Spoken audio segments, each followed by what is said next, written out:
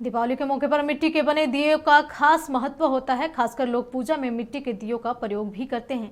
लिहाजा बाजारों में खरीदारों की भीड़ देखी जा रही है। बोकारो में मिट्टी के दिया, घरौंदा सहित सजावट के सामानों की बिक्री जोरदार तरीके से हो रही है। लोग मिट्टी के दिए, घरौंदे को परंपरा से जोड़कर भी देखते हैं।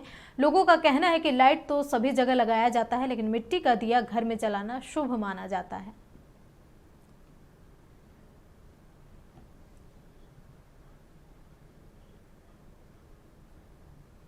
शुभ अवसर पे दिया, घर और भी जो भी घर सजाने का जो भी सामान है मिट्टी का, वो सारा यहीं से ले जाते हैं हर साल। हम चंदन केयर से आए हैं, गांव आसनमनी है हम लोग का, यहाँ बेचने बोकारो के लिए आए हैं।